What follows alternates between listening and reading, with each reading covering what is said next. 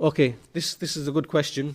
The statement that Allah subhanahu wa ta'ala is not limited by time and Allah himself created time, what is the correct view regarding this statement?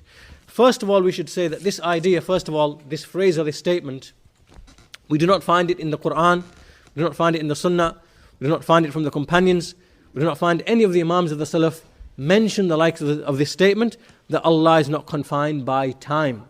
Rather, the origin of this kalam, the origin of this speech actually comes from Aristotle in his book Metaphysics.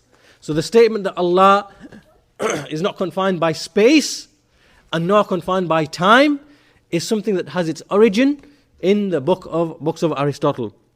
So as we said, when this ilmul kalam entered into the Muslims and the Muslims began to speak about Allah, His names, His attributes on the basis of that same language, they then began to speak about Allah in the same way, which is why that when you go to Aristotle's book, it's called Metaphysics 12. Metaphysics 12. When you read that book and you see how this man is describing Allah, then you pick up the books of the Ash'aris and the Mu'tazila, you will be astounded. You will be astounded. Because he's saying Allah is not confined by space, not by time, He's not an arad, He's not a jism, He's not this, He's not whatever. And then you see in the books of the Ash'aris and the Mu'tazila, Allah is not a jism, not in a hayyiz, not in makan, not in a place, not in a direction, not in this, not confined by time. It's all the same thing.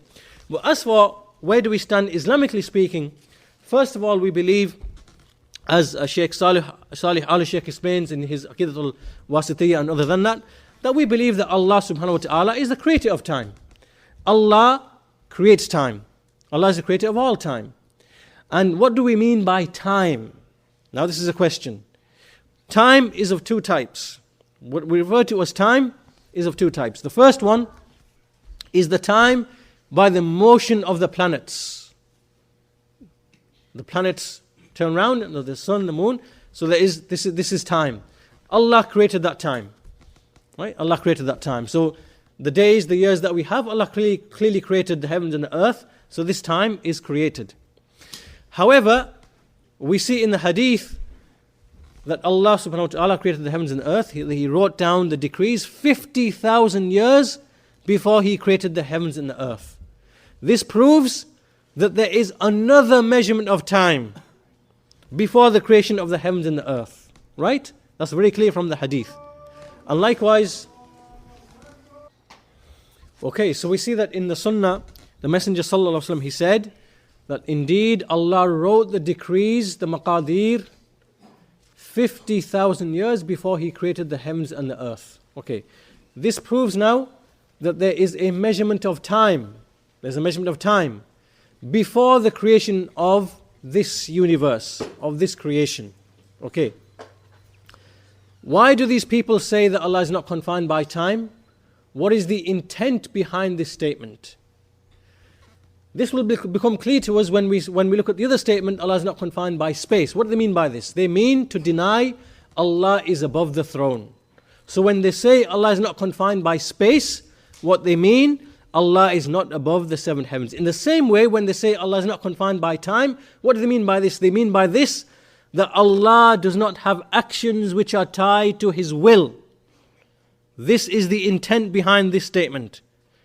Allah is not confined by space. What you're trying to say to us really, Allah is not above the heaven. Why?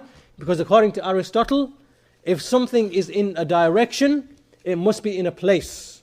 If something is in a place, it must be occupying that space. If it's occupying a space, it must be a body. Therefore it's created. This is the deen of Ahlul-Kalam. So when they say Allah is not in space, that's what they really mean. Allah is not above the seven heavens. Likewise, when they say Allah is not confined by time, it's an ambiguous statement. What they really mean is Allah did not create the seven heavens and then make istiwa upon the arsh. That's what they mean. As in an event, they call it an event. An event cannot take place with Allah, meaning that Allah can't not do something and then do something that He didn't do before. Why? Because this is now being confined by time. That's what they really mean. So what we say is that when you say that Allah is not confined by time, it's an ambiguous statement. We say, first of all, that Allah subhanahu wa ta'ala, He is the creator of time. He created the heavens and the earth. And even whenever time existed before that, as Ibn Taymiyyah says, that the 50,000 years before He created the heavens and earth, that measurement is a measurement different to the heavens, of this heavens and earth. And Allah knows best, maybe it is on account of motions of bodies that were created before that. This is what Ibn Taymiyyah says in Dar at-Ta'arud, al-Aql wal-Naql. So that's one thing. The second thing we say on top of that is that Allah is one who acts as and when He pleases. He has actions as and when He pleases according to His will. So when Allah wills, He will speak. When Allah wills, He will act. So for example, Allah subhanahu wa ta'ala, He spoke to Adam alayhi salam. Likewise, Allah spoke to Musa alayhi salam. Likewise, Allah spoke to Muhammad sallallahu alayhi wasallam. Likewise, Allah will speak on Yawm al-Qiyamah. All of these acts of Allah, or the statements of Allah, are different statements of Allah. They occur in succession, meaning they occur after each other. That does not mean that Allah is confined by time. Doesn't mean that Allah is confined by time. Because these are two separate things. That Allah is someone who can speak as and when He wills and act as and when He wills is completely separate to the issue of time. Right? It does not mean that because Allah acts and speaks, He must be confined by time. This is a false principle. This is why in the Sharia we see there are many narrations in which we see that Allah is speaking and acting, even though it is mentioned in relation to the time that we know of. Because Allah is one who can speak as and when He wills. If Allah speaks as and when He wills, that means He can speak to us. And from our point of view, we can see that Allah spoke to the angels at Fajr. He will speak to the angels at Asr.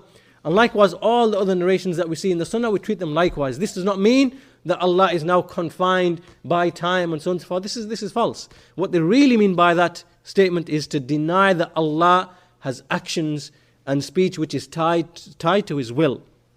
That's what they really intend by that statement. So we do not use that statement. We do not say it. It is ambiguous. It is intended to deny Allah's actions.